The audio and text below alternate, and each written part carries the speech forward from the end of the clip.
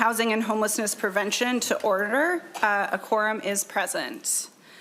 I want to welcome a few new folks to our committee. First, next to me is our new committee administrator, Jack Dudley. Welcome, Jack. We also have new committee pages, Josephine Pachenko and Sharu Solaf. If you guys want to raise your hands or stand up. They will help you get all the things that you need and keep our committee running smoothly. And we also have a new member. Welcome Senator Gruenhagen to the Housing Committee. Senator Gruenhagen? I'm thankful to be here. I haven't been on housing before, so it'll be a learning experience for me. I know I'm not as cute as Julia, but appreciate it if you just put up with me, okay? Thank you. I do also want to acknowledge some new MSB security protocols. There is, as you all have noticed, a weapons screening entering the building and at the Capitol. There will be more presence around by Capitol Security and State Patrol. The new protocols in the hearing rooms are that the doors will open 15 minutes in advance and the public, for press about 15 minutes and for the public about 10 minutes before a hearing. And at the end of hearings in the past, members of the public have been able to come up and speak to legislators. Now we ask that legislators come to you or meet you out in the hallway. You can let folks know or flag us down if you want us to meet you out there. These changes are new for all of us, and we will continue to adapt and figure out the best way forward as we move through the committee process, and I appreciate your patience and willingness to work with us.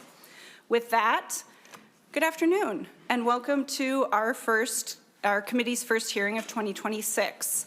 As we come together today, we face a political landscape that is pushing more Minnesotans than ever towards housing instability. Today, there is not a single county in the state of Minnesota where the median household income is enough to afford a median home. Last year, we broke a record for the number of evictions filed in 1 year.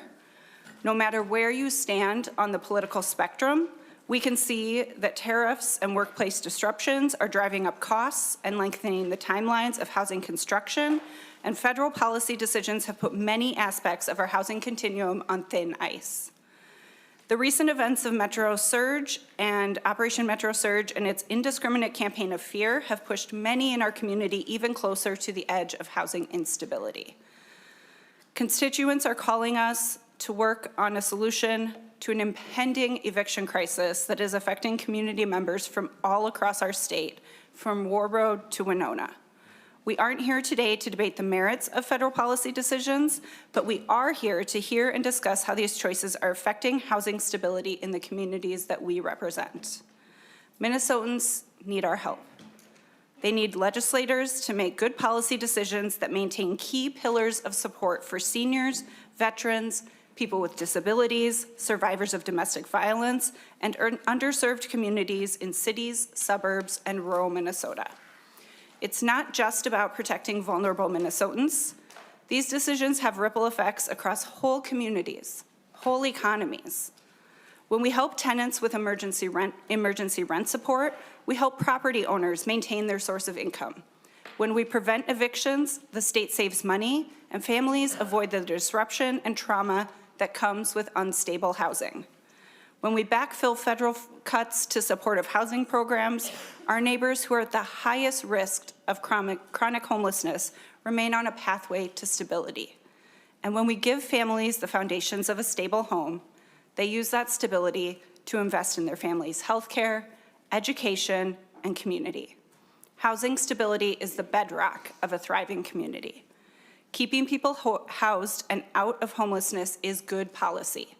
It's good economics, and it's good values. I don't have any illusions that all of the proposals that we hear today will be bipartisan, but I think that some could be if we keep our focus on what Minnesotans really need. I hope that today and this session, we come together and keep Minnesota housed. We will begin today with a presentation on supportive housing in Minnesota from Kristen Davis, the Executive Director of Hearth Connection, and Ann Smetak, Director and Senior Counsel of Housing Systems Response. Welcome to the committee, both of you. If you would please introduce yourselves for the record before beginning your presentation. Thank you. Good afternoon, Chair Port, Vice Chair Boldon, and members of the committee. My name is Christine Davis. I'm the Executive Director of Hearth Connection, a St. Paul-based nonprofit that works statewide to strengthen Minnesota's supportive housing community and advance long-term solutions to homelessness. Thank you for the opportunity to speak with you today. My goal is to provide a picture of Minnesota's homeless response system, the federal infrastructure that sustains it, and the role of supportive housing as a proven long-term solution to ending homelessness. As background, I bring nearly 25 years of experience administering housing programs, both in nonprofit organizations using federal, state, and local resources, and 10 years in state government working closely with multiple agencies. What I want to convey today is that Minnesota's homeless response system is not a single program. It is a network that spans multiple sectors: federal, state, tribal, county, city, nonprofits, healthcare systems, philanthropy, financial institutions, and private investment. Over the past 2 decades, these partnerships built a significant and effective portfolio of programs that responded to community need and resulted in making significant gains in housing stability for thousands of individuals and families. On a single night in January 2025, a federal point-in-time count found that nearly 8,400 Minnesotans were experiencing homelessness. The most recent 2023 statewide study by the Wilder Research Center found 10,522 people experiencing homelessness on a single night, and families with children made up nearly half. In order to end homelessness, we need to have emergency response for people living outside, in encampments, other places not meant for habitation, but we can't end homelessness with emergency response alone. For people with chronic medical conditions or disabilities, for many who cycle through emergency rooms, inpatient facilities, and institutions, there must be a stable, service-enhanced housing option to move into after the what then. Behind these numbers, we need a system designed not only to respond to crisis, but to move people toward lasting housing stability. Our current homeless response system framework began in 1994. When the United States Department of Housing and Urban Development, HUD, created continuums of care, COCs, to coordinate local homeless response systems and distribute federal McKinney-Vento homeless assistance funding, the largest federal funding source for homeless assistance. You'll see on the slide and in your packet, Minnesota today has 10 continuum of care regions covering the entire state. These regions collectively rank and submit applications for nearly 200 projects. How are projects chosen? These federal grants undergo multiple layers of oversight before funds are awarded. In Minnesota, projects are first locally reviewed and ranked by multi-sector committees, then federally evaluated, reviewed, approved, and contracted by HUD. Selection is performance-based and continuously monitored. At each level of review, projects must demonstrate strong outcomes, sound financial management, compliance, and data quality to receive and retain funding. Here you can see a map of the COC-funded projects across the state. In fiscal year 2024, nearly $50 million in HUD COC funding was awarded across Minnesota to support over 5,400 people in more than 3,000 housing units statewide. You'll see a detailed list in your packet with awards listed by region. Many of these projects have been funded for years across multiple federal administrations and are part of a complex financing structure that also include state and local funding, private lending, and investor commitments. These long-term investments have built much of Minnesota's supportive housing portfolio over the last 20 years. HUD COC funding supports several housing models, each designed for different levels of need. So first, we've got transitional housing. That's time-limited housing up to 24 months, where programs hold the lease, provide rental assistance and services to help households transition to longer-term housing. Then we've got permanent housing. This is the majority of our federal awards, 83%. Housing is not time-limited. Individuals and families hold their own lease and pay a portion of their income towards rent. Note that permanent doesn't mean it lasts forever. It means the amount of care is intended to align with their assessed level of need.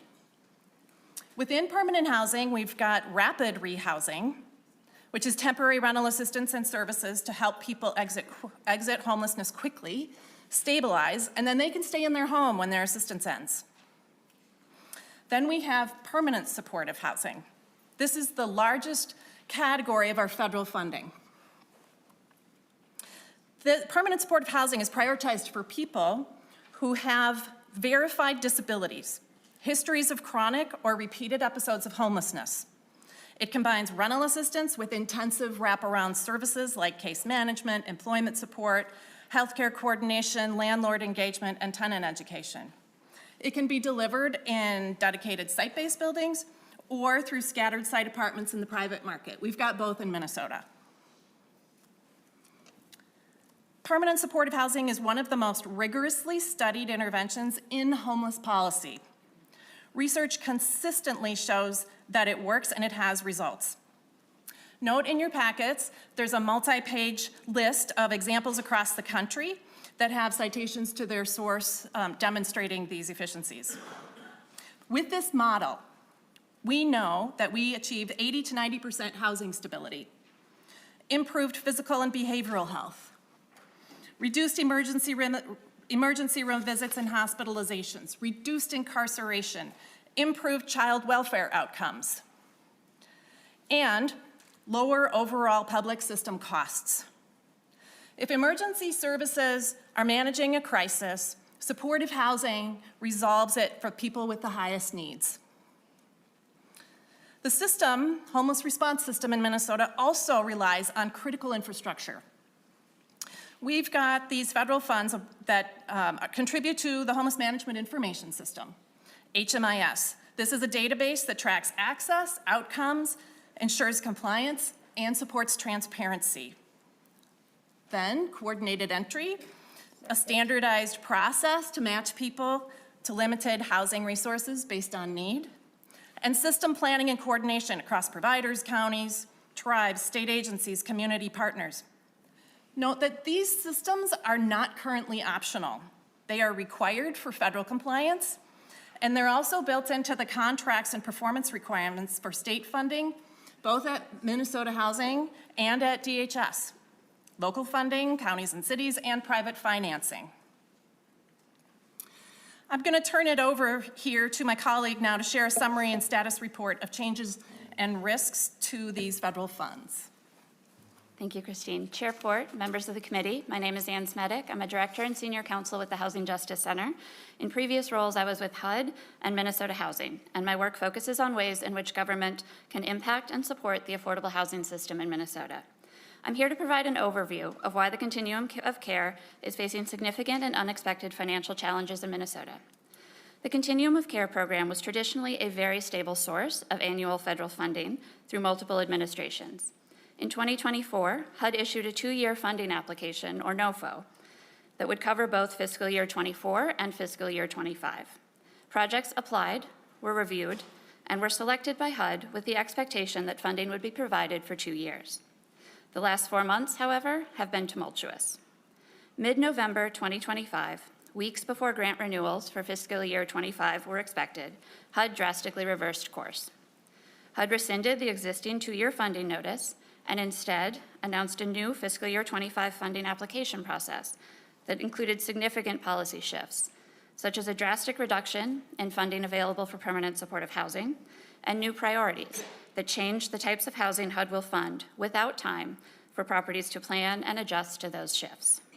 Multiple federal lawsuits were filed regarding the COC funding and policy shifts, and those are ongoing. There is a temporary injunction that stops for now HUD from using its desired fiscal year 25 NOFO, but this issue has been one of national concern. When the THUD, that's Transportation and HUD Federal Appropriations Bill, was enacted on February 3rd of this year, Congress required HUD to renew a subset of the grants and set out timelines to process applications under a funding application process. What funding application process is up in the air? The courts are currently considering which version of a funding application HUD can use to evaluate the fiscal year 25 properties, which will impact what properties could be funded, if any. Meanwhile, properties in Minnesota that were relying on a stable funding source of federal funding for fiscal year 25 are left in limbo while navigating this federal volatility that is outside of their control. Federal grant agreements are expiring, and it is unclear when or if federal funding will be forthcoming for fiscal year 25 for many of the projects. It is unclear what priorities will be used to select and fund projects going forward for fiscal year 25 and beyond. What is clear, however, is that many of these crucial supportive housing developments cannot withstand even a short-term loss of funding. There's a long-term conversation to be had about how Minnesota will adjust to the changing priorities of HUD and how best to continue to serve Minnesotans. But in the short term, state support is needed to allow existing properties to weather the current storm, so crucial housing, beds, and services are not lost before Minnesota can navigate the path forward. Thank you, and I'll turn it back to Christine. So what is at risk? Without assurance of immediate and continued HUD COC funding, we are already seeing the impact of uncertainty with grants that have expired this year and have not been renewed or paid. Providers will be forced to reduce services or close programs. Properties that are financed with layered public and private investments will be destabilized and face compliance risk. Core community response systems will be dismantled. Residents with the highest needs will lose housing. Health and human service systems will face increased demand that they are not equipped to absorb. The impact would extend far beyond individual programs, affecting housing instability, public systems, and community health statewide. In Minnesota, a collaboration of community and family foundations, Foundations for Home, has stepped forward and established a temporary emergency fund to support delays for projects to maintain housing stability for residents. But this will only last a couple of months, and we face a funding cliff before the end of this legislative session. Minnesota is not alone in facing the need to financially establish a bridge or a transition. Many states are currently making contingency plans to ensure that the hundreds of millions of taxpayer dollars that have been invested into this effective system are not lost, and the families and individuals do not lose their housing this year. Thank you for your time and consideration. Thank you both so much for the presentation and the background on the COC. We're all learning new federal programs every day.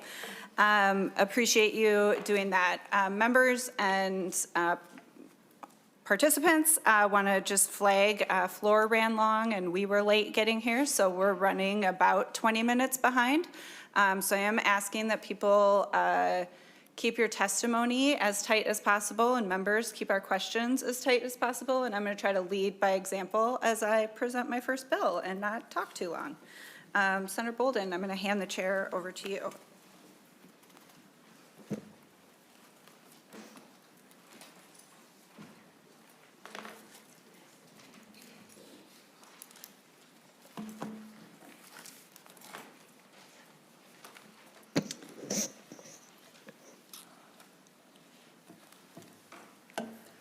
All right, Chair Port, as you are making your way to the desk there, the next item on our agenda is Senate File 3595. Senator Port, to your bill. Thank you, Madam Chair. I have an A1 author's amendment, please. Senator Port moves the A1 amendment. Is that in our packets already? It is. Yes. Okay. You want to speak to the amendment? Yep, the amendment adjusts the dollar amount to what remains in this fund and updates the timeline to better meet the needs of providers who may lose federal funding. Members, any questions about the A1 amendment? Seeing none, all those in favor say aye. Aye. All those opposed say nay. Amendment passes and is adopted. To your bill, then, as amended. Thank you, Madam Chair, members. This bill takes the $9 million that is in currently in the supportive housing fund that we funded for MHF through MHFA in 2023. This is the $9 million that remains in that fund and directs it to be used as grants for folks who have already gone through that approval process with the federal government to be awarded funds to cover continuum of care properties and care throughout the state of Minnesota. We know it's not enough, but this is money that we had available for a similar use and just expands the use directly to allow those continuum of care grant holders who have already been screened by the federal government to be able to use this money. Very good. Members, questions or amendments? Senator Abler. Well, thank you. And I appreciate the bill, and I chatted with the chair and about this amendment, and I think that if there's a theme anywhere, it's like, well, let's know where the money went in a friendly way, in a way to know. In particular, as money has become, well, it's always been precious, but as it becomes more rare to try to find monies to extend to something. And so with that, I'll move the A2 amendment, and it basically has a 90-day report. And it could be improved upon perhaps, and so I'd be happy to work with the author and make it work. So thank you. Senator Abler moves the A2 amendment. Senator Port, do you want to speak to that? Thank you, Madam Chair. Thank you, Senator Abler. I appreciate you sending it over before, so I had a chance to look at it. I will accept this as friendly. I think we can continue as this moves forward, discussing, making sure that it meets all of the things we would like in that report. But thank you for bringing this amendment. Members, any other questions or comments about the A2 amendment? Seeing none, all those in favor say aye. Aye. All those opposed? And the amendment is adopted. Thank you. Senator Lucero. Thank you, Madam Chair, and thank you, Madam Chair. I just two hopefully just quick questions.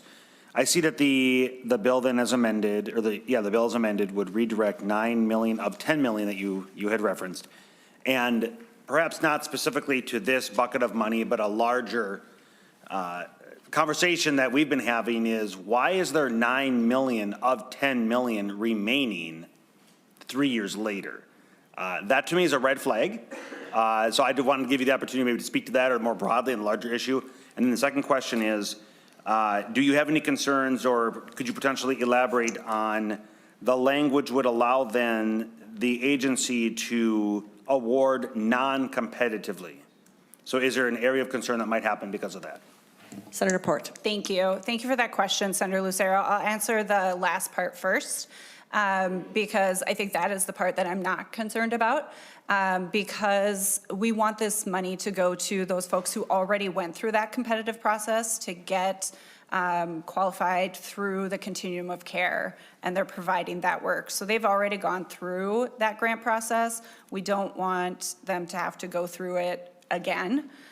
Which is why it's only to be awarded to folks who have already gone through that process, to just backfill what is at risk from the feds. To the other piece, I will say, I think we'll hear more in this committee, probably on Tuesday when we have the agency here, giving us a full accounting of where all of the money of the last several cycles is, what's been spent, what's not been spent. And I know Senator Draheim has some interest in having a conversation about interest earned as well, which we'll have on Tuesday. Senator Lucero? Right. Anyone else? All right, not seeing any. Closing remarks, Chair Port. I think there's some testifiers. Testifiers. Very good. Thank you. We will start with Ben Helvig Anderson. After that, Catherine Mears. And just a reminder, testifiers, we are going to try to keep on time. If you can keep your testimony concise and to 2 minutes, that would be lovely. Thank you. Will do. Thank you, Madam Chair and committee members. My name is Ben Helvig Anderson. I'm the Vice President of Policy and Organizing at Beacon Interfaith Housing Collaborative. Beacon is a nonprofit supportive housing provider and a collaborative of congregations with 24 buildings serving over 1,200 people. I'm here because Minnesota has a choice to make. Over 2 decades across both Democratic and Republican administrations, we have built a fragile but effective homelessness response system that includes supportive housing. Supportive housing works because it is homes paired with services that are a proven solution to homelessness. Now, for the first time in a generation, the federal government, through changes to the Continuum of Care program, is retreating from that commitment.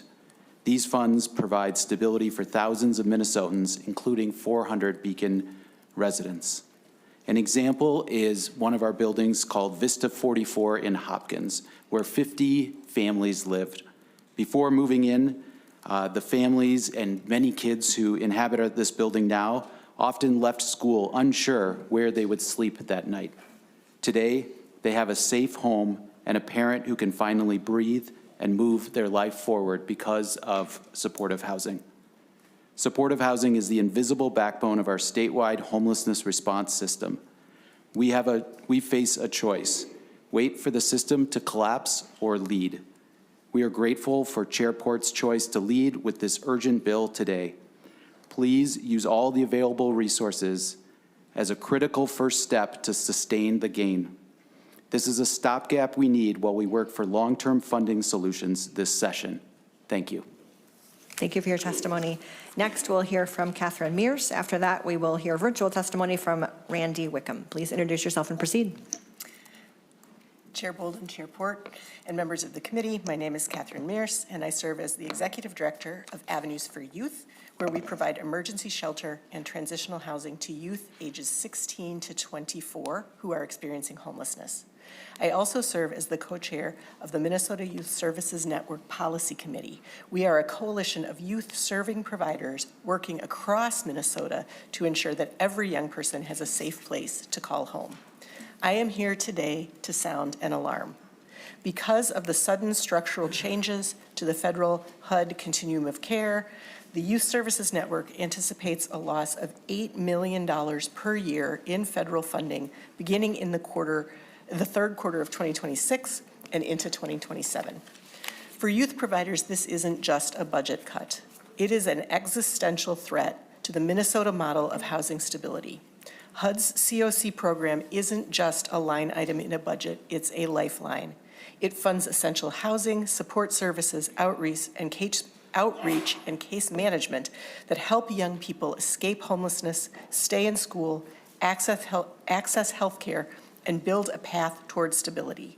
When funding is cut, programs shut down or reduce capacity, which directly increases the risk of youth falling into deeper crises, facing sexual exploitation, trafficking, unsafe living conditions, and chronic homelessness. Not stepping in to address the COC funding cuts undermines progress, increases long-term housing costs, and breaks trust with communities already stretched thin. We understand the challenges the state budget is facing in the near and long term, but I urge you to look at all available state resources and evaluate where Minnesota can help fill this impending gap that will take us back from the many gains we have made in ending youth homelessness and sex trafficking in Minnesota. Thank you for the opportunity to testify today. I hope this conversation continues throughout the legislative session. Thank you for your testimony. The remainder of our testifiers will be online. Next, we'll go to Randy Wickham, and after that, Dave Dunn. Please introduce. Hello, Chair. Are you ready for me? We are ready. Please introduce yourself and proceed. Thank you. Okay. Hello, Chair Port and members of the committee. My name is Randy Wickham. I'm the Executive Director of the Lived Experience Advocacy Network, also known as LEAN.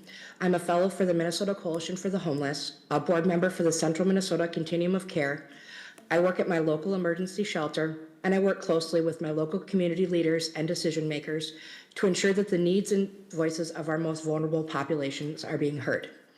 Before having support services, my life looked very similar to the vulnerable population I work with today. I was struggling with addiction. I survived domestic abuse and human trafficking, compounded with physical and mental health issues, all while being a mother. My physical and mental health challenges made it very hard for me to find and maintain housing while juggling all the things it takes to be a productive member of society. I knew I had a purpose. I didn't know what it was or what a future looked like because I was just surviving. Without the skills or supports needed to maintain a home, I lost my housing and ended up on the streets. I have housing today and maintain a job because I received the proper services, which included a team that helped me navigate the many hurdles and roadblocks that life has put in front of me and the ones I put in front of myself. Working with a supportive housing team has given me a safe place to live and a safe place to unpack the work and work on the trauma and pain I carried most of my life. The best part is that no one did it for me. They supported me as I discovered the tools needed to utilize the skills I had within me to build a real life where I'm happy, healthy, and stable. Because of supportive housing, I found my purpose. I'm a leader, a trusted advocate in my local and statewide communities. And without these supports, I would not be able to be here today and share my story with you and hopefully to inspire others. It is very important that we maintain the supportive housing we have in Minnesota because it works, and I'm a testament to that. It strengthens our communities, it saves money, and it saves lives. Thank you very much for your time. Thank you for your testimony and for sharing your story and for using your lived experience to help others. We'll next hear from Dave Dunn. Please introduce yourself and proceed. Yeah, thank you, Madam Chair. My name is Dave Dunn, and I am the Olmsted County Housing Director. Today, I'm here to discuss the impact of permanent supportive housing in our community, and just in one facility, the impact that it has, and how Senate File 3595 can help to stabilize it.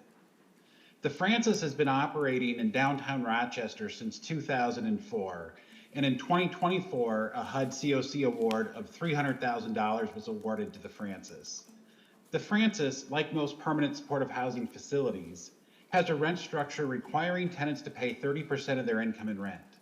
This allows for affordability, personal growth, ensures housing stability, enabling people to thrive. To give you an idea of what this means today, the average monthly income of a Francis tenant is $676. Without the subsidy from the continuum of care, we would be unable to afford the rent for these tenants. While the financial numbers and components are important, as we've heard, the real impact will be on the people that we serve. People like Karen and Mohamed. Karen moved into the Francis 3 years ago after experiencing a decade of homelessness. Stable housing helped her reconnect with her family. Now, she's excited about moving on and moving out, and will show anyone all of her plant collections anytime that you come into the building. Mohamed's a truck driver who became ill during COVID and ended up homeless for 1.5 years. After moving into the Francis, after only a couple of months of moving into the Francis, he secured employment with Rochester Public Transit as a bus operator. He moved out last fall and is currently pursuing college education while continuing to work full-time. Karen and Mohamed's stories are not unique. Permanent supportive housing works. Senate File 3595 allows us to continue to support these journeys and allows us to continue to sustain the gain. Thank you very much. Right on time. Thank you for your testimony. Senator Port, any other comments before we move to member discussion? No, happy to take discussion. Members, questions or comments? Senator Abler. Well, thanks. And just a comment, I've been involved in supportive housing way back when there was a pilot thing with Ramsey and Blue Earth counties and Hearth Connection stuff. And so I've come to appreciate the merits where they can actually stabilize people and, reduce their, some of their services and so on. But on a bigger picture, it's actually healthy, I think, the way you're trying to look at money and, capture it for this purpose.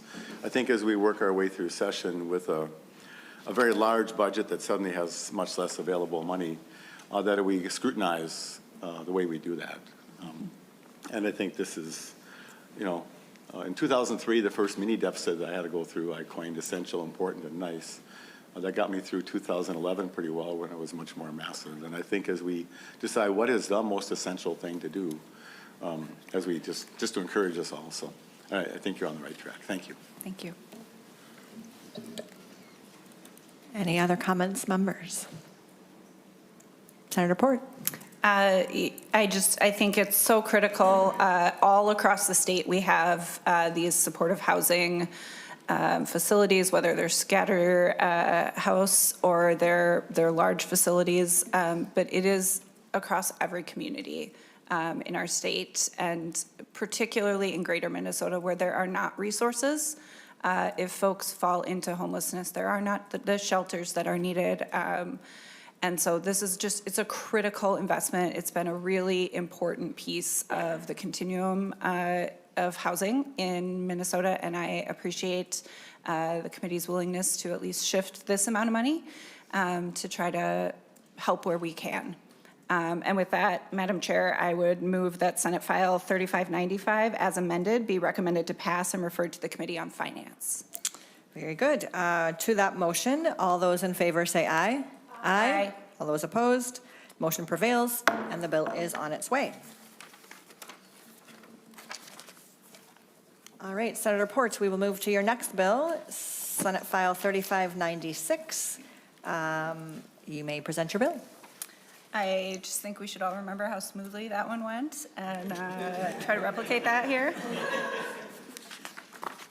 Madam Chair, Senate File 3596 directs $75 million to DOR and then out to counties through the existing rental assistance programs, the local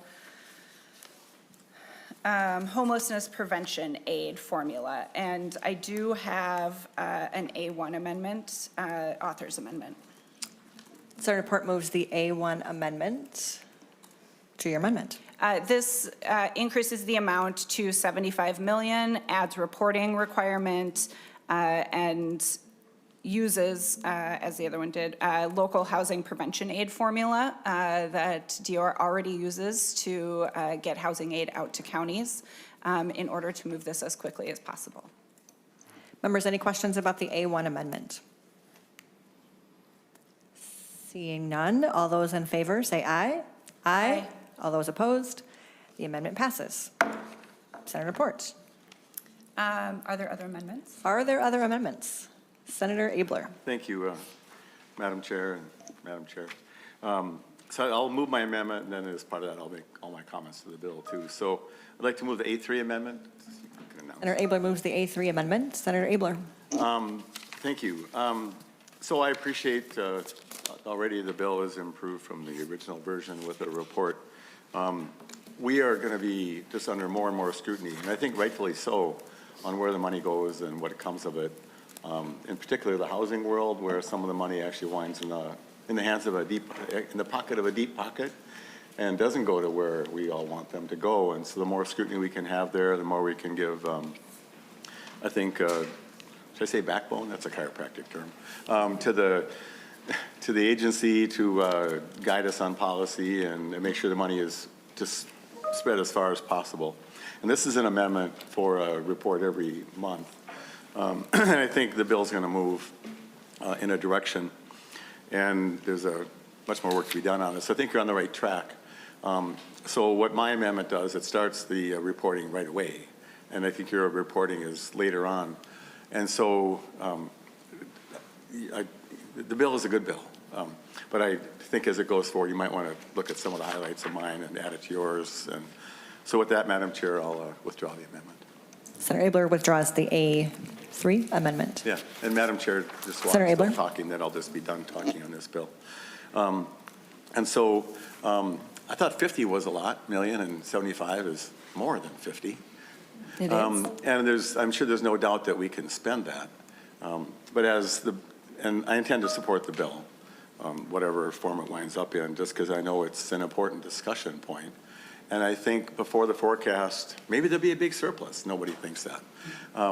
But I think that you want to get all the ideas out there in the mix, and so we can decide what is essential, what is important, and what is simply a nice idea. And so going forward, I don't think there's going to be any new revenue streams coming our way. People, we can discuss, is that a good idea? Should we have more revenue? But at the end of the day, I think the revenue is going to be the base revenue. And so if this goes forward in any form, it's going to be starving some other area that we decide. And I think there's plenty of money to find this kind of money if we would decide what's simply a worthy idea, but not as essential as others. So. And just as the bill moves, I don't think it says like how much rent you can pay. If it's up to the counties, I have no amendment, I'm not going to mess with your bill, but I think you might consider like paying up to half of somebody's rent. That way they still stay in the habit of paying, and the money will go further. So that's my thoughts, and thank you, Madam Chair. Senator Port. Thank you. Thank you, Senator Abler. I'm happy to continue working on the reporting requirements. I do think it's important we get that piece right. It's part of the reason why we chose to go with this existing program that gets out to counties, because it is such a proven and trusted program that already has some reporting, but we wanted to add additional. I'm happy to keep working with you as it moves through the process. I imagine you're right that this bill is going to shift a little. I am, with my amendment, upping it to 75 million, I feel like this is a moment where we're going to have to make choices on how we are spending the precious resources of taxpayer dollars. And I just want to say, Madam Chair, that, you know, at this moment, we are on the cliff's edge of a terrible eviction crisis, which leads to a homelessness crisis, which leads to worse outcomes in education, in healthcare, in economic stability for not just the people who are affected, but for our whole economy. And I know we'll hear from testifiers who will share their stories, but the last 3 months have had a devastating effect on our communities. And there are people who have not felt safe to leave their homes, to go to work. There are people who have been detained and disappeared in some cases. There are children who have been affected. There are U.S. citizens who have been affected, including some who have died.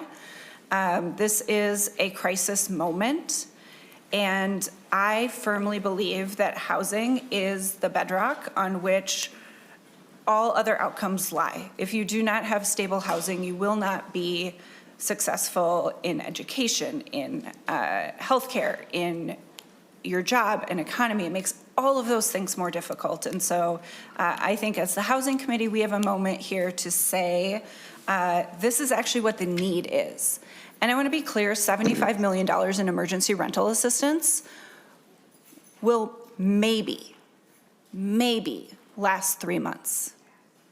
This is not a bill that will fix the system. This is not a bill that will keep our communities stable for years. This is an emergency fix, likely for the next 3 months based on testimony that you'll hear today and numbers that we've already received. So with that, I completely agree with you, Senator Abler, that we're gonna have to make hard choices. And I think my job as the chair of this committee is to make sure that the housing choices are at the table, and that we are asking for the things that our community needs. We'll hear some more of those bills informationally after this, but with that, Madam Chair, I'll be quiet and we can go to testifiers or other comments. Thank you. Senator Lucero. Thank you, Madam Chair. I'd like to offer the A2. Senator Lucero offers the A2, which will be passed out to members. Do you want to speak to the A2 while that is happening, Senator Lucero? Yes, thank you, Madam Chair, and thank you, Chair Port, for the opportunity to discuss this bill, Senate File 3596. The A2, I would draw your attention to line 2.2, and this is in regards to the criteria of who would qualify to receive the rental assistance under the proposal. And right now, line 2.2 says must be Minnesota residents. So what I'm seeking to do in the A2 is to change or to delete residents and to insert lawful status within the United States so that we can make those choices. This should not be a hard choice. We were just discussing hard choices, but there are limited amount of funds that can be available for those that do need rental assistance. And if the estimate is 3 months worth of funds, adopting this language will help us to prioritize citizens over those that are not here legally and allow for 3 months to perhaps become 6 months of funds. So with that, Madam Chair, I would ask for a green vote in support of this amendment to prioritize citizens. I would ask for a roll call, and I would ask for this to be recorded in the journal. Roll call and to have it recorded, the vote recorded in the journal, having been requested, will be granted. Senator Port. I think that needs a vote to be recorded in the journal or a number of hands in support. Thank you for that. One moment. Madam Chair. It needs 3. It needs a show of 3 hands. Thank you. Still getting back into the swing of things here. All right, so members, with Senator Lucero's request to have the vote recorded in the journal, all those in favor, please raise your hand. Seeing 3 hands, it will be recorded in the journal. Senator Port. Thank you, Madam Chair. Thank you, Senator Lucero. I have not seen this until just now, but I will say that what we've seen in our communities has affected citizens, people with all sorts of lawful status, and some of our undocumented neighbors as well. 71% of people who have been detained by ICE have had no criminal record of any kind. And I will say, 2 weeks ago, people who came here from Haiti with refugee status had legal status. About 6 days ago, the President of the United States attempted to take away that legal status just by himself with an executive order. It's going through the courts, but if you have legal status today, under this administration, there is no guarantee that you will continue to have legal status tomorrow. And if legal status can be taken from one group of people, it can be taken from all groups of people. Respectfully, I strongly encourage a no vote. Senator Putnam. Thank you, Madam Chair, and thank you to Senator Lucero for the amendment. I just want to point a clarification very quickly because the text says lawful status and you said citizen when you presented it. Could you just clarify that really quickly? Senator Lucero. Thank you, Madam Chair. If I said citizen, then I misspoke. It's lawful status. Thank you. I just wanted for clarity's sake to say that. But I do actually, thank you, Madam Chair. I also want to say that in a sense, I appreciate the discipline and rigor of this concept. But when we say that we're prioritizing citizens or folks with lawful status, we're also then prioritizing the potential eviction of people who lack that. That's another way of saying the exact same thing. I'm a very pragmatic person. I think of the effects, the consequences of the decision that we make. And to me, it doesn't really matter why someone's without a home. They're without a home. When we think about some of the effects that we heard about earlier today, about the health consequences, the education consequences, the long-term generational consequences of being unhoused, even for a short period of time. I don't really care about your paperwork when we think about these long-term things. I understand that you do, and I appreciate that. But from my perspective, I'm focusing on the effects of some of these decisions that we make. And for that reason, I too would encourage a negative vote on this amendment. Senator Pa. Thank you, Chair. So I do not support this amendment. There's a lot of families that are mixed status families that live here in Minnesota. There's asylum seekers waiting for decisions. There's work authorized individuals with temporary statuses. There's a lot of types of Minnesotans that would not fall under this, that would need the housing assistance. So I strongly encourage people to say no. Any further discussion on the A2 amendment? Well, thanks, Madam Chair. I wasn't going to talk. I said Senator Abler. But I just, this lawful business, an asylum seeker is here lawfully. I'm not, and just so you know, it's not my amendment. I just found out about it today. But it's just, with all respect, I mean, people with a green card, and I totally am not happy with the way this is all going, undoing green cards and all that you've come across. I helped to rescue at least one person, and maybe two, from El Paso. But anyway, just to point out what lawful is and what lawful isn't. And if you're in a path that you got papers and up in Anoka, I have an office next to an immigration law firm. And there's, anyway, thanks, I'm done.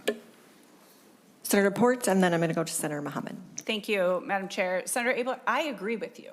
I agree that refugees have legal status, lawful status. I agree that people who are seeking asylum here and are going through the process have lawful status. Unfortunately, our federal government does not agree, and those people are being detained and sent to concentration camps in Texas. Liam and his father, the little 5-year-old boy, they were going through the asylum process. They had done everything right. They came here the right way, and they were still detained and sent to Texas. It is, if this was being honored by our federal government, I would agree with you, but it's not, so we can't. Senator Mohamed. I don't even have much more to say other than thank you for bringing this forward. I think under a normal government, this would be a normal conversation to have when we have a federal government that's following the laws of this country, but that's not the case at all. We have seen people with mixed status. We have seen people who are green card holders be abducted and we have seen U.S. citizens be deported. And so that's not the case. We don't have a federal government that's working with state governments or local governments that's trying to enforce laws. And we have a role to play, and our role as state government is to protect any and every person in our state and to make sure that they're housed, because if they're not housed, what Senator Eric Putnam said is correct. Senator Gruenhagen. Oh, thank you, Madam Chair. Yeah, I am in support of this amendment.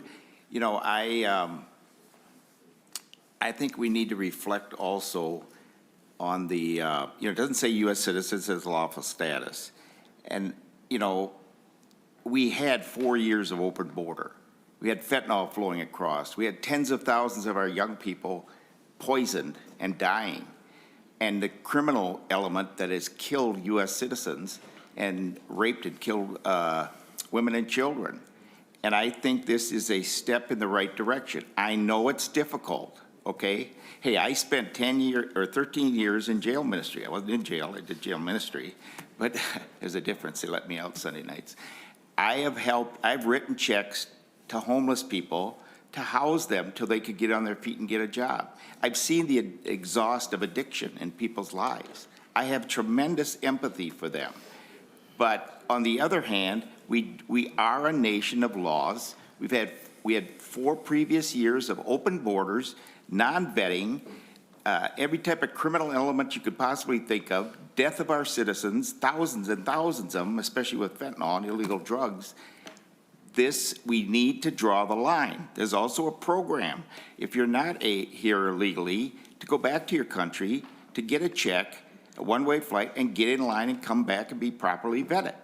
So let's take this step and help those people, just like our great-great-grandparents came over legally. We need legal immigration. I support that. But we have to vet people and protect the existing citizens with limited resources. That's my thought. Please vote green.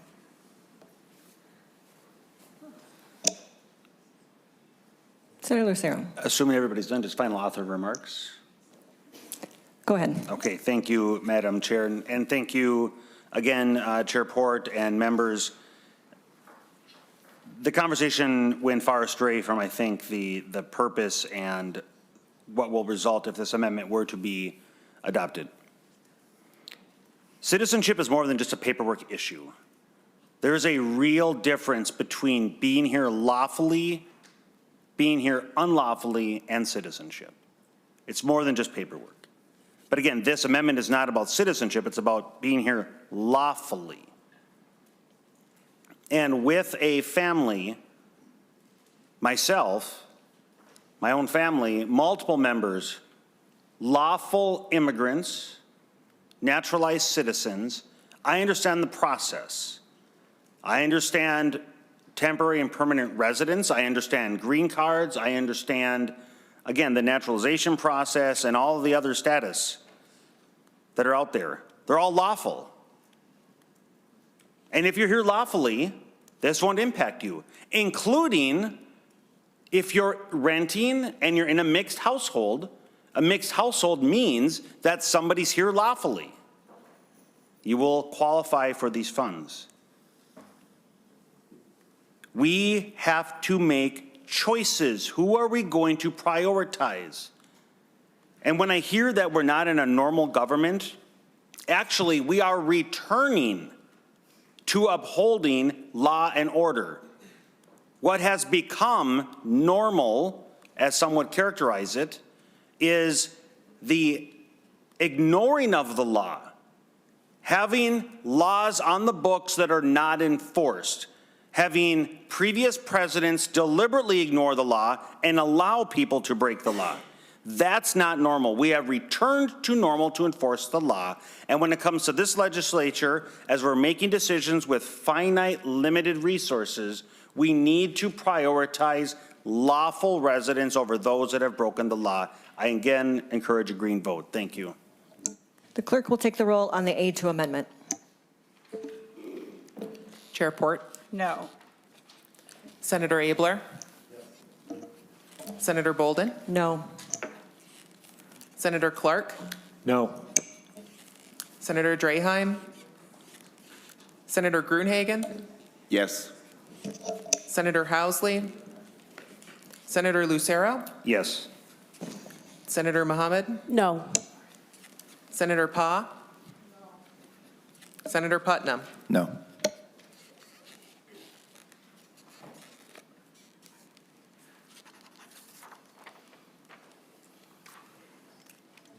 There being 3 ayes and 6 nays, the amendment is not adopted. Senator Port, any further comments before we move to testimony? I think I'd just like to recenter us back on the immense need that we are facing for emergency rental assistance as people have not been able to safely move around their communities during an occupation from the federal government. We have seen violence in our streets. We have seen people being disappeared from our neighborhoods in unmarked cars by masked men. It has created terror throughout our communities, and that leads to economic instability, and in this moment, it is leading to a housing crisis. It is critical that we keep people safe in their homes, and I hope that this bill is a step that we as the Senate can take to encourage our House members to move with us. And with that, Madam Chair, we can go to testimony. We will move to testifiers, and I will just again remind us, please keep your testimony concise and try to stick to 2 minutes. I will ask the first 2 testifiers to come forward, Stephanie Lewis and Commissioner Irene Fernando. Ms. Lewis, when you are seated, you can please introduce yourself and proceed. Chair Port, Vice Chair Boldon, and members of the Housing and Homelessness Prevention Committee. My name is Stephanie L. Lewis, and I am the Associate Vice President, Advocacy and Community Impact at Greater Twin Cities United Way. I'm writing in strong support of SF 3596 to invest an additional $75 million in emergency rental assistance for families impacted by the ongoing federal actions. Since early January, our 211 resource helpline has seen a dramatic spike in rental assistance requests. During the week of January 12th, we recorded 3,211 requests for rental assistance, a 238% increase over our Q4 baseline last year.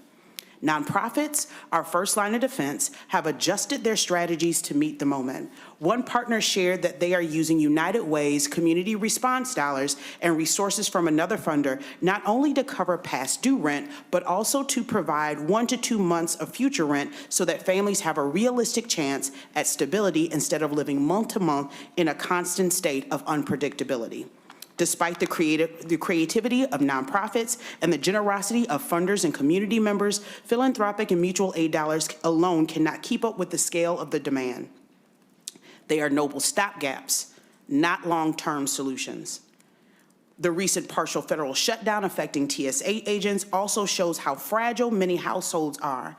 When even essential workers face gaps in pay, it becomes clear that a robust state response is necessary to prevent temporary disruptions from becoming a housing crisis. State emergency rental assistance can change this. By providing immediate, dedicated state dollars, the legislature can directly stabilize families whose income has been disrupted by federal activity. This investment will also free up private mutual aid so that they can support families who do not qualify for public assistance but are still in crisis, expanding the total safety net rather than stretching it thinner. In short, these dollars will keep families housed, prevent new entries into the emergency shelter system, and ensure nonprofits can continue meeting escalating demand without exhausting limited resources. Without this intervention, we will continue to see families offered a single month of relief followed by months of uncertainty. Our communities have shown remarkable compassion in responding to this crisis, but philanthropy and mutual aid were never designed to shoulder this burden alone.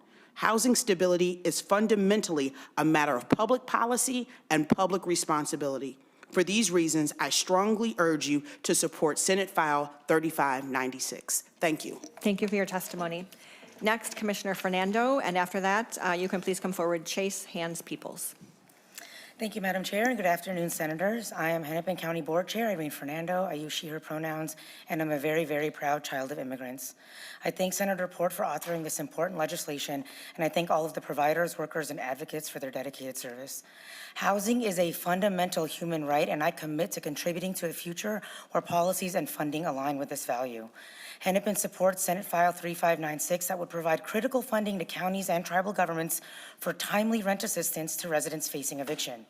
Stable housing directly affects education, health, economic, and justice outcomes for all our neighbors, coworkers, families, and children. Hennepin is committed to preventing eviction for residents in an equitable and efficient manner.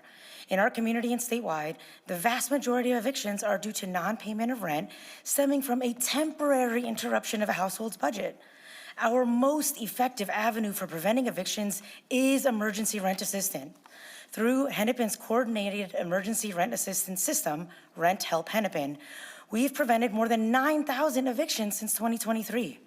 Rent Help Hennepin integrates county access points with more than 15 community-based agencies, including several culturally specific providers, engaging with those who are facing the greatest housing disparities. We also offer no-cost, county-funded legal representation for any low-income household facing evictions through our Adult Representation Services area. Due to its embedment at Housing Court, we have facilitated thousands of settlements every year. We've allocated $9.6 million towards emergency rent this year, and it's just not enough. Families and individuals are facing challenging economic circumstances. Utilities, rent, and healthcare is way too expensive. And our neighbors, especially in restaurant and service industries, are at particular risk for eviction.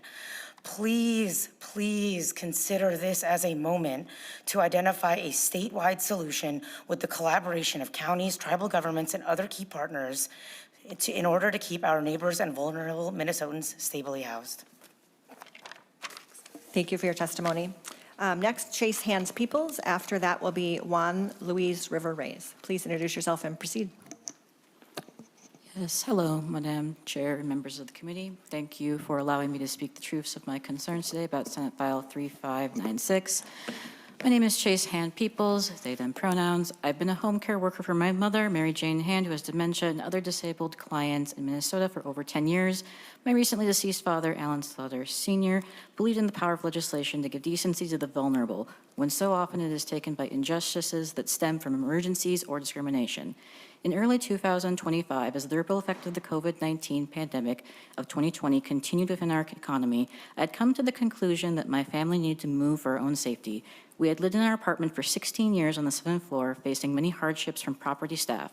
This peaked with a lax response to a year-long German cockroach infestation in our 12-story apartment that, in tandem then, into our household, forced us to endure 22 days of extreme indoor temperatures in July 2025 during a national heat wave with dangerous temperatures outdoors and indoors.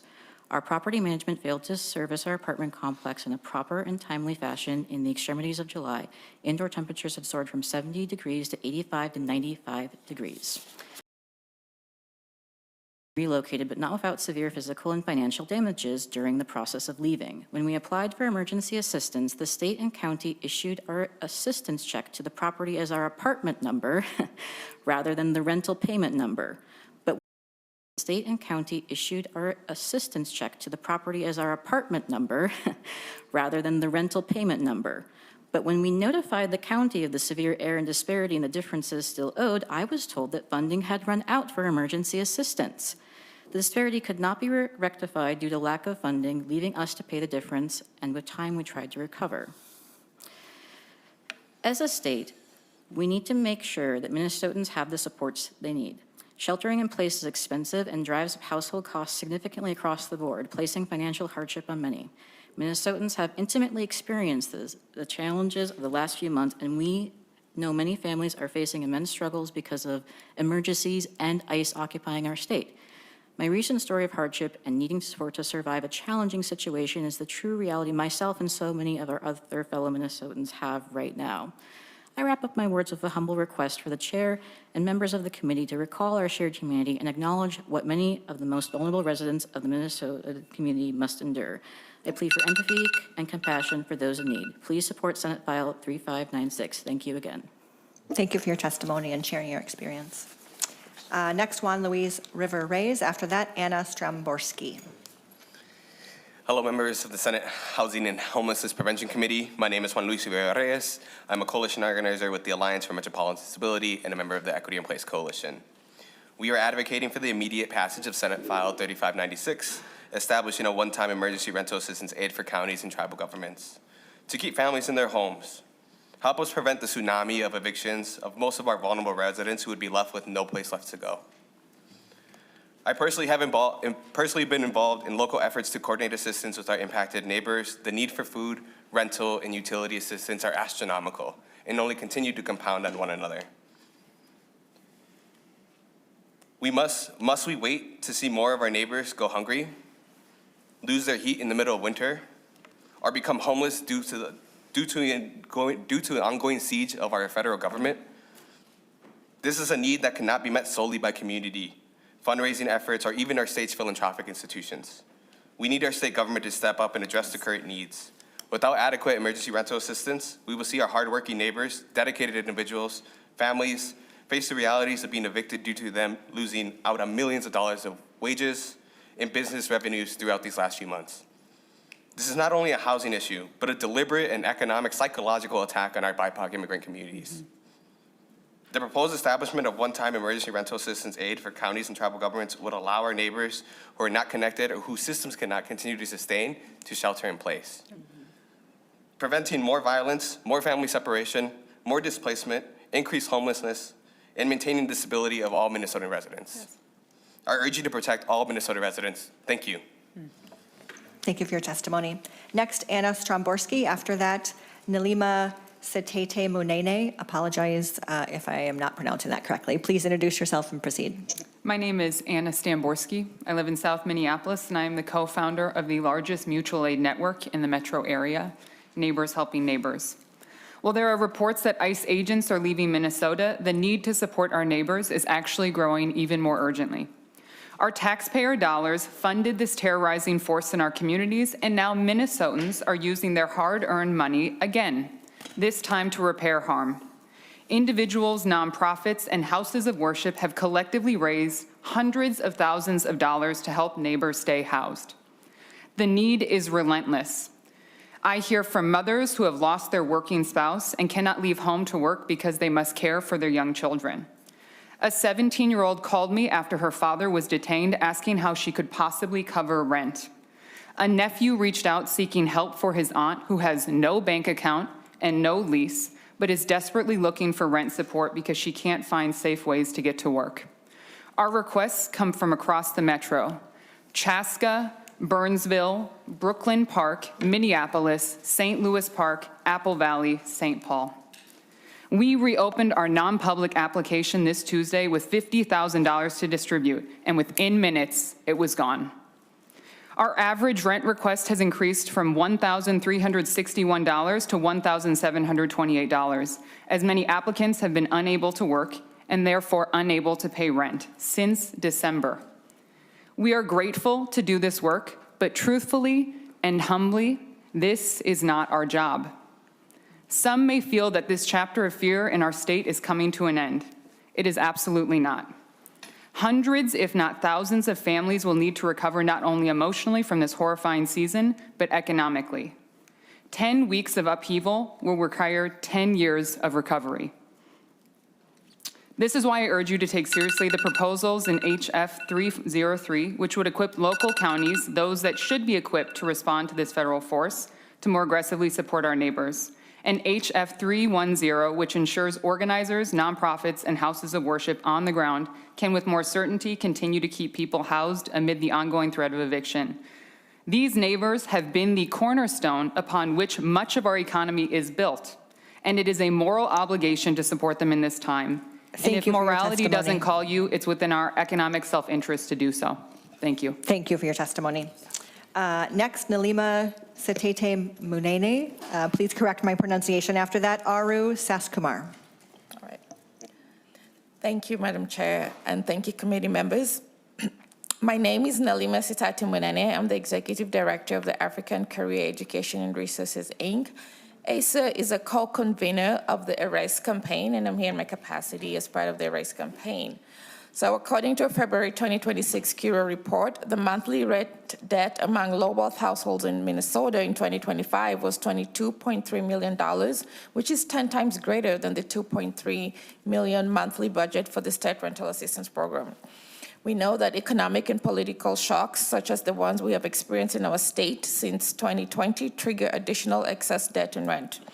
What these reports and current political social climates reveal is that we continue to be in a housing crisis in our state. We need the government to address these needs proficiently and effectively.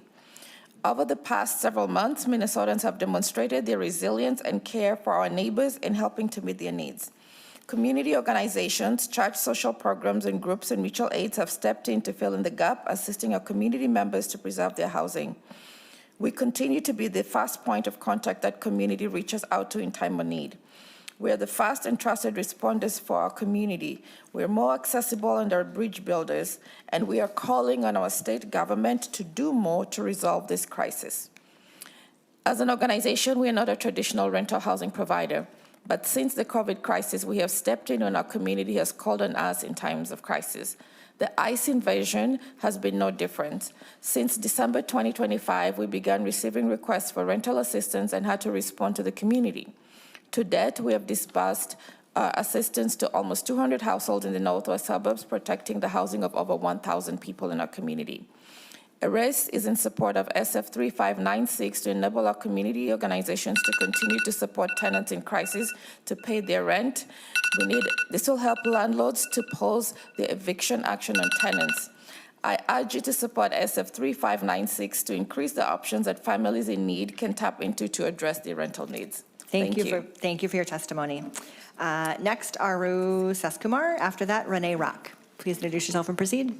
Dear Chair and members of the committee, my name is Aru Shashikumar. I am a tenant organizer with African Career Education and Resources, and I'm speaking today on behalf of tenants from the northwest suburbs of Hennepin County.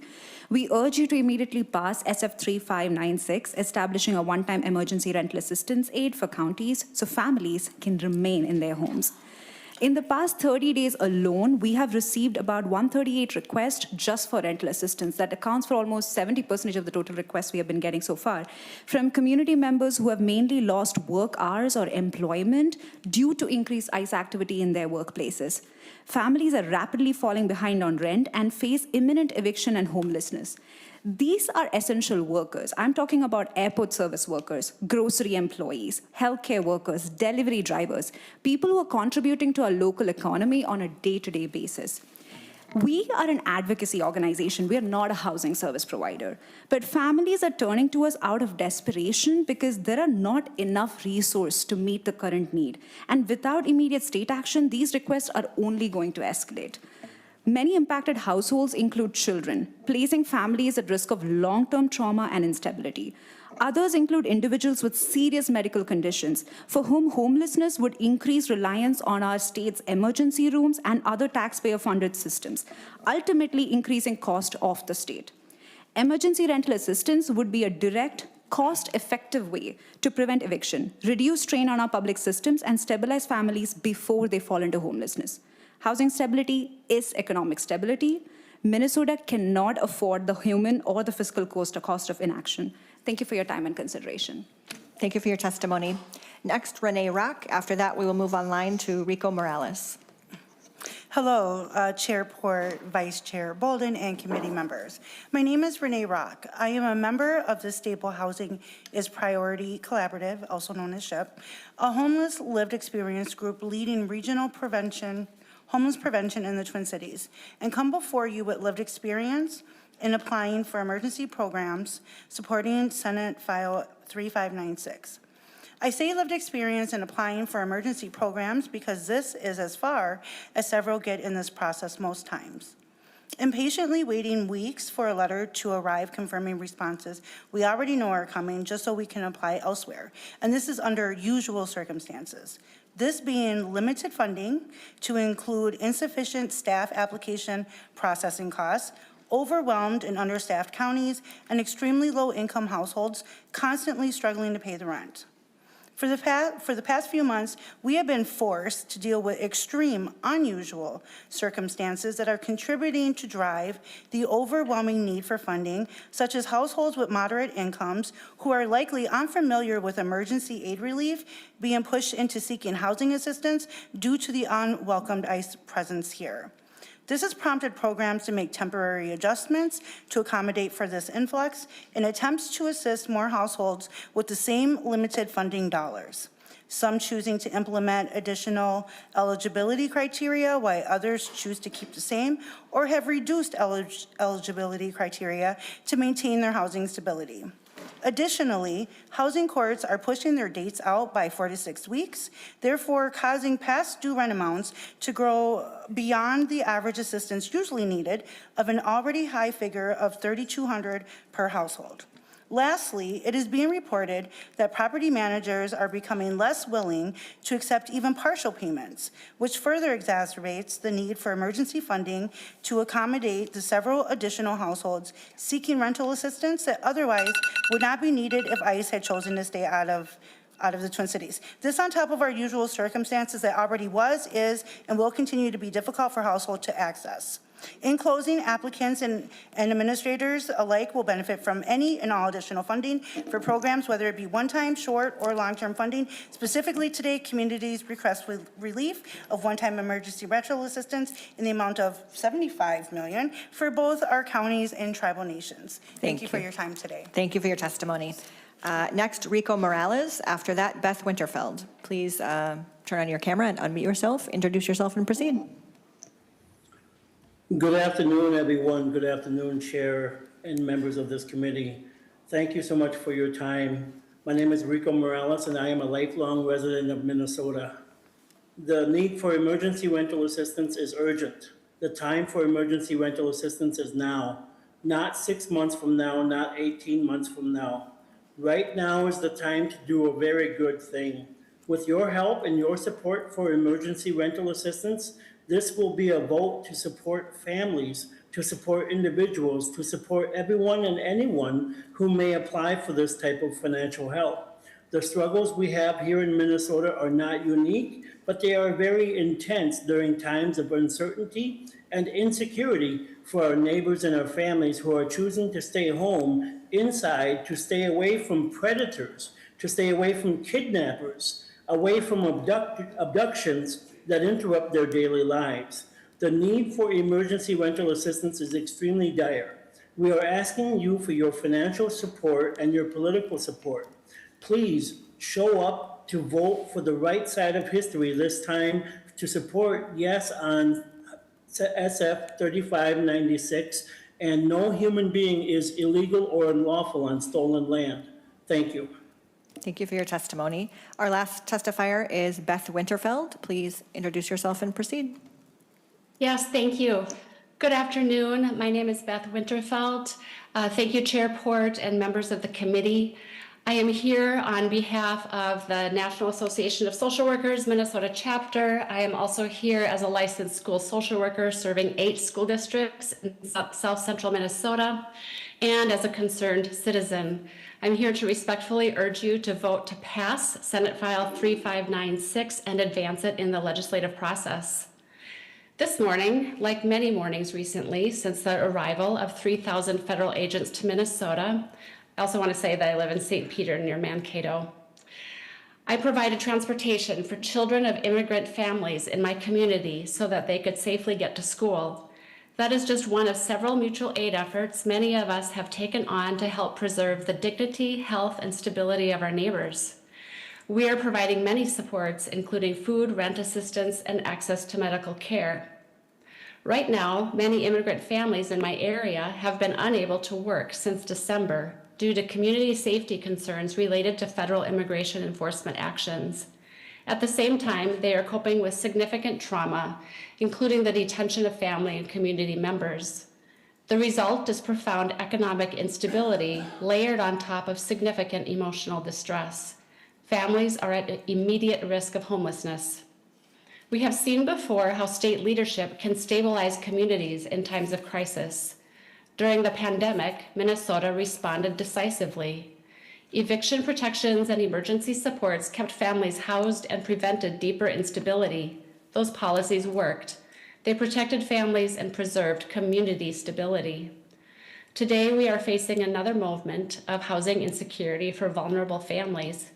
Emergency rental assistance is not only a financial intervention, it is a trauma-informed, family-centered policy that prevents homelessness, keeps students in school, makes it easier for people to return to work, and reduces long-term public costs. I want to close with the words of a remarkable 17-year-old student I have been fortunate to get to know. She adeptly translates between Quiche, Spanish, and English for her entire extended family, while also attending school and working part-time. Recently, she said to me, "It's so good to feel cared for. We really feel supported by the people helping us."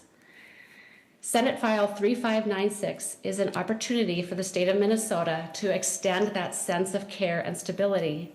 Preventing eviction is one of the most concrete ways we can protect children, families, and communities during a period of economic disruption and trauma. I respectfully ask you to pass Senate File 3596 and advance it forward. Thank you for your time and consideration. Thank you for your testimony. Members, any final discussion on the bill as amended? Senator Mohamed? I just want to thank Senator Port for bringing this forward. There is a huge need across the state, and we've seen that, and I think $75 million is not even enough, but I appreciate you for doing what you can and using the resources that we could find to get this across. I will echo that. Thank you, Senator Port, for bringing this. And to just underscore, we are at a crisis point, and it cannot wait. The urgency of this is real. And this is not just a Metro issue. This is an issue across the state. And agree, $75 million may not be enough. And if it is, it's only for a short time. The devastation we have seen from the federal occupation of our state is far-reaching and will be long-lasting, the effects of that. But this is the right work for this committee to be doing in this moment, so thank you. With that, then, seeing no further discussion, Senator Putnam moves that Senate File 3596 as amended be recommended to pass and re-referred to the Committee on Taxes. All those in favor say aye. Aye. All those opposed? No. The motion prevails, and your bill is on its way. And I will hand the gavel back to Chair Port.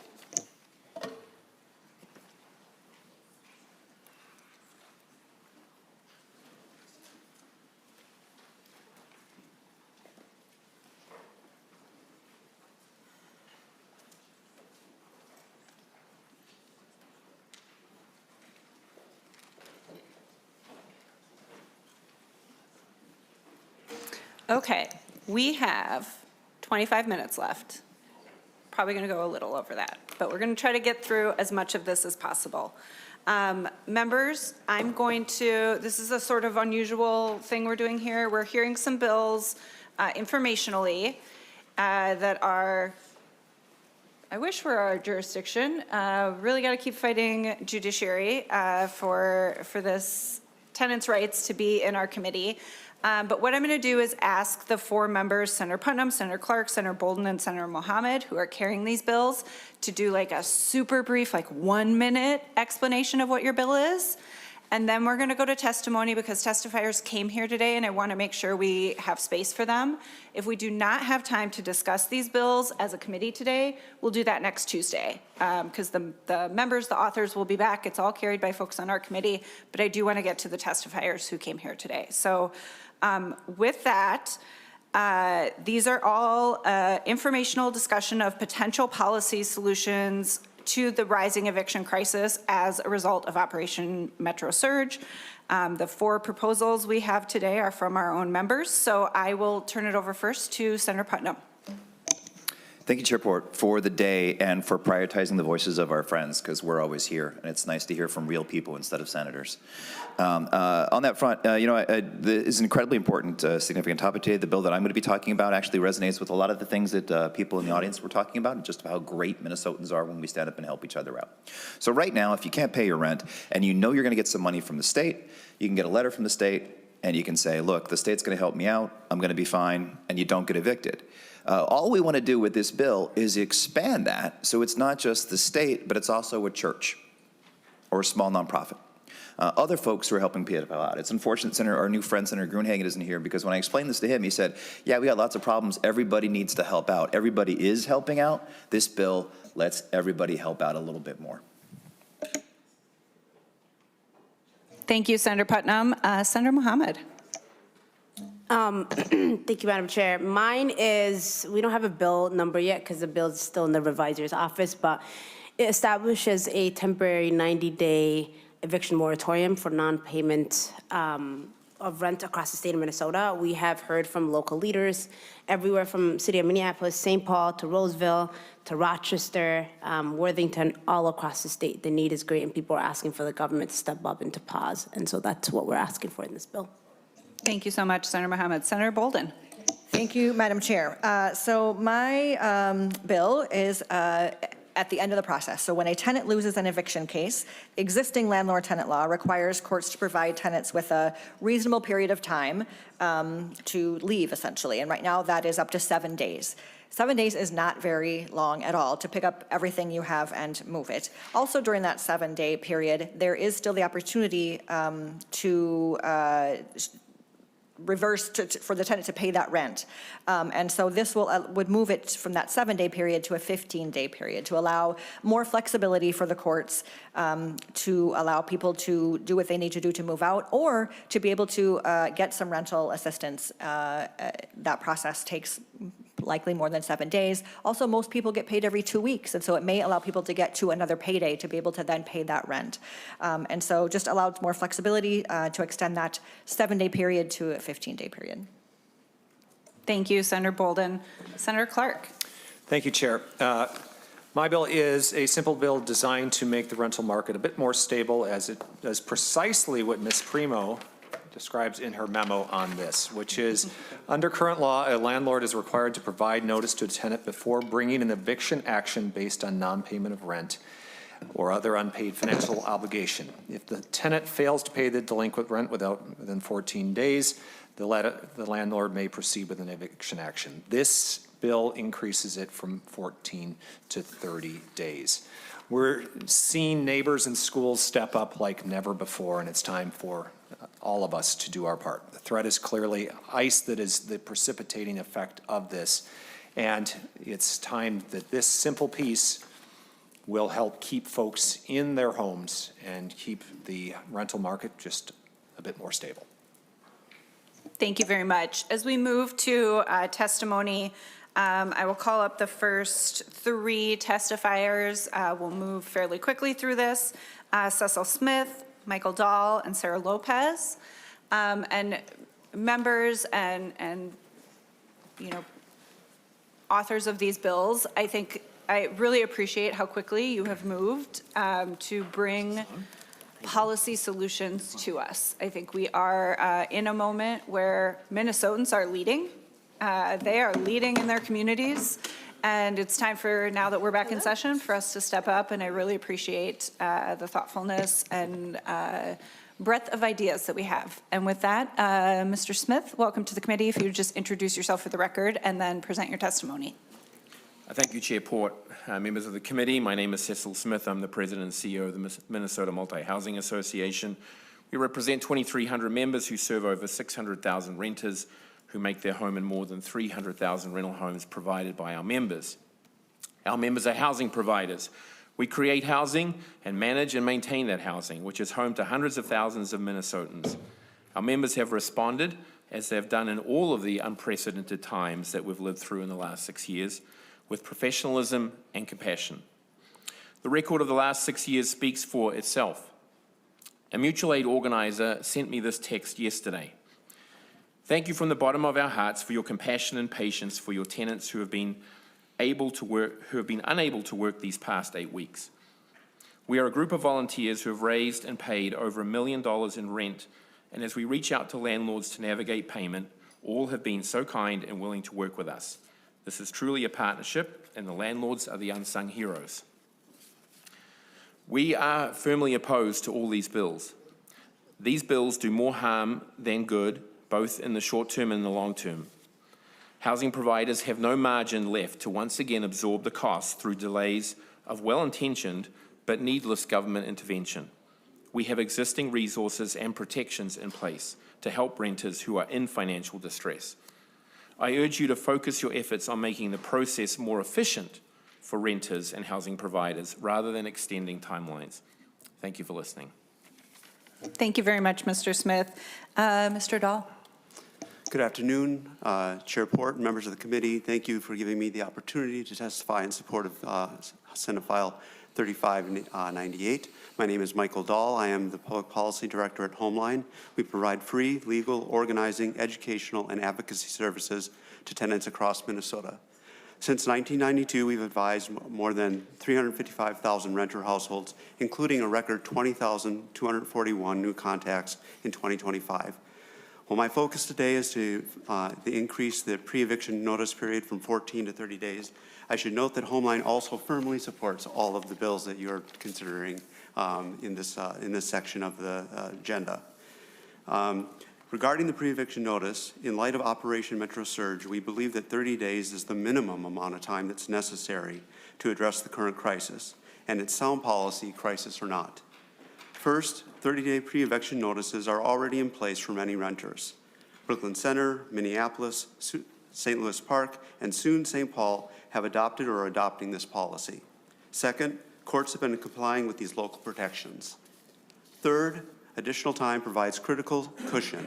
30 days gives tenants the opportunity to receive tax refunds, seek help from family or friends, access emergency assistance, or, we hope, access emergency rental assistance. That time can mean the difference between displacement and stability while ensuring landlords ultimately receive the rent owed. Regarding the current crisis, our goal is to keep households stably housed.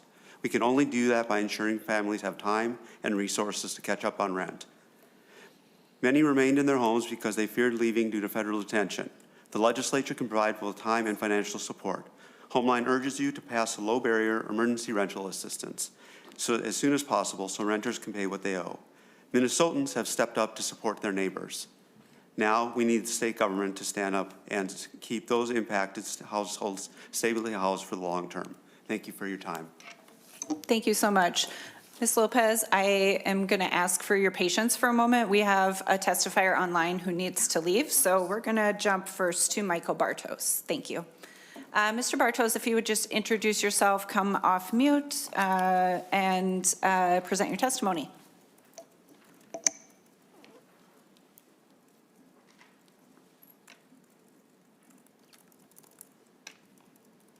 Go ahead whenever you're ready. Thank you, Chair Port and members. My name is Mike Bartos. I'm a janitor, a renter, and a proud member of SEIU Local 26. I'm here because Minnesota needs rational, just housing policies that meet this moment. Operation Metro Surge created fear and instability in our communities. We saw people targeted by federal agents, including my own brother-in-law. My coworkers are hardworking people. We clean buildings, keep workplaces safe, and help this state function every single day. We want what everyone wants, to work hard, pay our rent, and provide for our families. But when workers are detained or living in constant fear, housing stability disappears overnight. One of my union brothers, who has legal work authorization, stopped working 2 jobs so someone would always be home in case he or his wife was taken. That meant his wife had to carry the full burden of rent. One of my union sisters had her husband taken.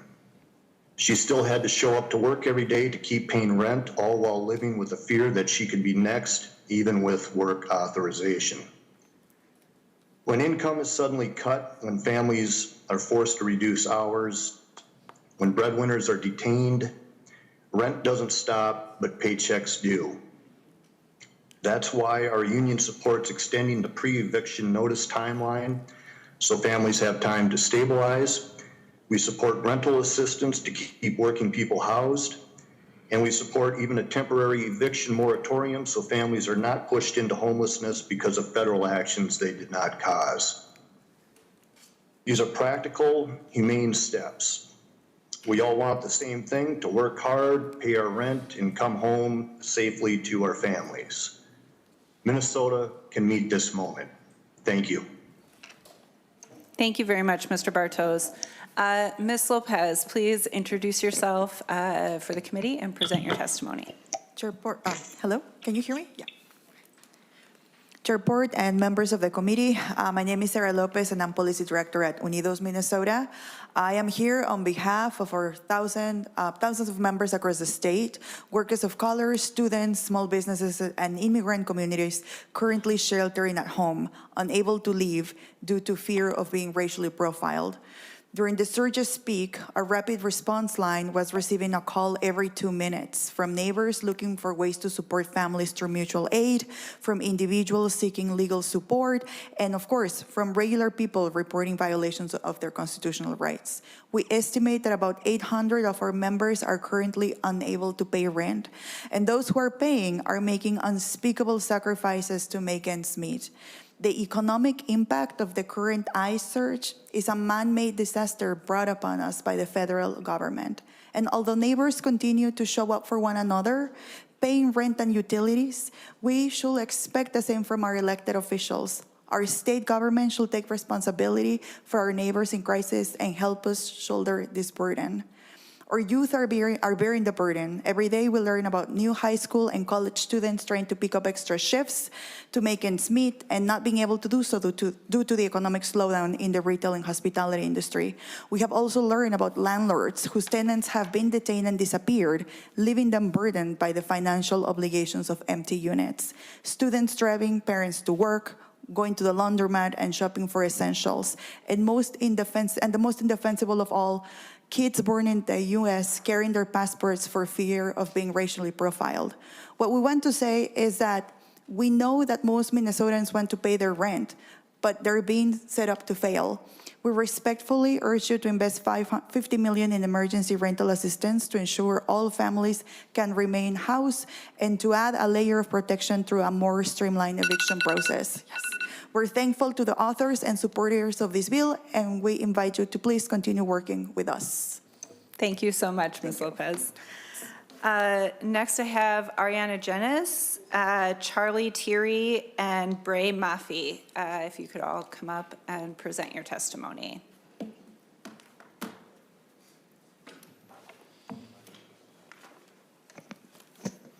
If you could please introduce yourself for the record and then present your testimony. Great. Thank you, Madam Chair, members of the committee. My name is Ariana Jenis, and I lead policy at Inquilinos Unidos por Justicia, Renters United for Justice. We organize thousands of renters across the metro, many who are immigrants, and many who have been directly harmed by Operation ICE surge. I'm here in full support, and I'm urging you all to support all bills that are going to prevent families from being evicted. Since the surge began, our organization, again, a renters' rights organization, has become a hub for mutual aid, like we've heard today. And like many parent groups, neighborhood organizations, and places of worship across our state. We've been doing all the work to protect and care for our members and neighbors. We are supporting families with groceries. We are coordinating rides so children can get to school safely and helping households cover basic expenses. But the biggest request we are hearing over and over again is helping pay rent and an increasing fear of being left in the street and out of safety. Community networks have mobilized in extraordinary ways. They've become care infrastructure in a time of crisis. And it is incredible to see. We estimate that roughly in Minneapolis alone, and this is with the parent groups that we've been working with and neighborhood groups, that nearly $5 million have been raised in the last set of months to stabilize families under normal conditions so that they can pay rent. That is an incredible show of care and solidarity, but as we've heard today over and over again, we are exhausted. And mutual aid cannot absorb a housing crisis at scale. And what we are facing now is an eviction crisis in the making, one that's going to impact all of our immigrant families and our community at large. I cannot stress enough how many of our members with all different kinds of statuses are struggling to make ends meet. And so I'm here today to say that this is an outcome that is preventable. Thank you to our friends for pushing for it, and thank you for the time. Thank you very much, Ms. Hennis. Is Charlie Thierry here? Okay. Bray, please introduce yourself for the record and present your testimony? Thank you. My name is Bree Maffey. I'm here representing Cimarron Manufactured Home Park in Lake Elmo. I'm the president of the Residents Association and an extremely concerned neighbor. More than 50 families in my community are still locked in their homes, living terrified in fear. This has escalated from families afraid to leave their homes to life or death situations. Sick human beings fear leaving their homes to get life-sustaining health care like dialysis. A mother whose young son is on hospice care and nearing the end of his life had to question whether leaving her home to seek emergency care or pick up medication would put her family in danger. No mother in America should have to weigh her dying child's care against her safety from her own government. To make a challenging situation even worse, our community is managed by an out-of-state equity firm with a long history of predatory practices, specifically targeting the Hispanic community. This is a statewide crisis in manufactured home parks in Minnesota. They have already begun weaponizing fear by calling families by phone, some less than 2 weeks late on rent, warning them that eviction filings are coming. They are and always have been motivated to evict for financial gain. They will capitalize on the ICE crisis if you let them. These families are at real risk not only of losing their lease, but also the homes they own. It's important to understand in manufactured home parks, we are renters and homeowners. We pay lot rent, property taxes, and untraditional mortgages that did not have the runway to foreclosure like traditional mortgages. It's a title purchase like a car. When you are evicted in a manufactured home that you own, if you cannot move the home, which is very expensive, you lose it to the hands of the out-of-state equity firm. Evictions have been filed already this month. All are Hispanic families. Clergy members who attempted to pay residents rent with checks were turned away at the community office and their payments were denied. That is not just immoral, it's illegal. Minnesota does not have proper enforcement to prevent these illegal actions. Cimarron residents are not asking for handouts. They're asking for a temporary bridge, a chance to get back to where they were 11 weeks ago. They want to work. They want to pay their own bills. This is not political. This is a humanitarian crisis. I know none of you created this crisis, but you have the power to help repair it. I'm asking you humbly but urgently to please pass these relief bills. Thank you so much, Ms. Maffey. Our final two testifiers are Nick Gratz and Jessica Zumeski.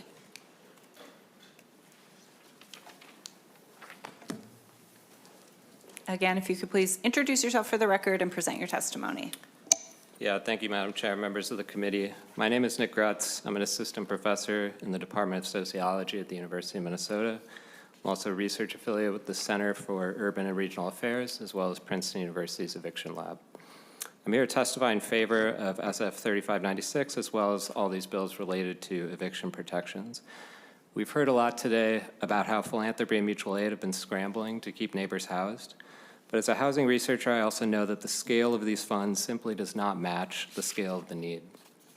In a report published this week with the Center for Urban and Regional Affairs, we estimated that as of February, Operation Metro Surge has resulted in a statewide excess rent debt of between 27 and 52 million. This is on top of the typical statewide rent debt of 45 million expected during any 2-month period across the state of Minnesota. This will continue to pile up over the coming months. These conditions put thousands of families at risk of eviction, and we know from our work that these are especially families with children. In January, landlords across the Twin Cities filed around 1,300 evictions. This is up 12% from December and about 26% higher than the January average over the previous few years. This is the beginning of the same slow-motion tragedy that we saw unfolding during the economic fallout of the pandemic. But unlike the strong federal response then, today we don't have federal eviction protections and federal emergency rental assistance. So as we look ahead to March 1st, rent will once again be due, and mutual aid funds have struggled to be refilled under the news that Operation Metro Surge is winding down. But these urgent issues of rent debt and eviction risk will continue to impact families for months. Eviction protections will be a critical bridge to give families time to catch up. I'd like to thank Senator Port and other members of the committee. I hope you'll consider my testimony in supporting your continued support of SF 3596 and these bills related to eviction protections. Thank you. Thank you so much. Welcome to the committee. Please introduce yourself for the record and present your testimony. Thank you, Chair Port, Vice Chair Boldon, and members of the committee. My name is Jessica Shiminsky, and I am a policy attorney with the Housing Justice Center. The Housing Justice Center is a nonprofit public interest legal organization whose primary mission is to preserve and expand affordable housing and improve the housing system for all Minnesotans. I want to start by thanking the committee for taking up all of these important bills today and addressing these issues early in session, and considering the ways the legislature can act to preserve the stability of tenants and the overall housing ecosystem in Minnesota. Housing Justice Center supports all of the provisions brought forth today, but today my testimony will focus on Senate File 3599. The Housing Justice Center strongly supports Senate File 3599 that will expand the ability of tenants to redeem a tenancy with a non-governmental source of assistance. Right now, state statute only allows tenants to redeem a tenancy with a written guarantee from a government entity or a nonprofit organization that administers a government rental assistance program. This strong protection prevents renters from being evicted before emergency funds arrive. And Senate File 3599 would expand this protection to allow tenants to also redeem with a guarantee letter from a nonprofit entity that does not operate a government rental assistance program. This minor change would allow non-governmental funds to go farther and to be used to keep tenants in their homes. It would allow charitable giving from a variety of sources, including through philanthropy, local organizations, and religious institutions like churches, to be used to allow tenants to redeem their tenancy. It will make sure that charitable funds can be effectively used and targeted to help keep a tenant in their home, make the landlord whole, and maintain neighborhood stability. Thank you for the opportunity to testify, and I would be happy to answer any questions, though I know we don't have time. Thank you so much. Thank you to all of the testifiers. We did catch up impressively. I will open this to member comments, questions. Senator Abler. Well, just back to the manufacturing thing, I just want to weep at that testimony. And I just was told by my good seatmate here that there was one place there were checks. There was a minister giving checks to keep people from being evicted, and they would not take the money. Mm-hmm. I don't know if you're watching in TV land, all you equity people who are robbing these people that are living in their homes, but it's horrible. Anyway, I mean, God will judge you. I'll just go with that. Thanks. Thanks, Senator Abler. And good news, Senator Abler. The Commerce Committee has agreed to hear the Manufactured Housing Tenants Bill of Rights. So that will finally be moving forward this year, which we're very excited about. So we'll keep this committee updated on that as well. Other comments? Senator Lucero. Well, Madam Chair, it's a question for you. So we've got 2 minutes in committee. I have an appointment in 2 minutes. Are we going to have discussion on Tuesday, or what are the thoughts? I think it depends on if folks reach out to me saying they want to talk about this more. My thought is, I mean, I don't think it would require a ton more discussion, but maybe 10, 15 minutes would be justified if that could be carved out on Tuesday, rather than trying to squeeze something in here in 90 seconds. I will do my best with the agenda on Tuesday. Well, with that, then, I will reserve my comments on these bills. Thank you. Other members? All right. I want to thank all of you, members and testifiers and folks who came to support today. Minnesotans have been leading on keeping our communities safe and keeping our neighbors housed over the last 2 months.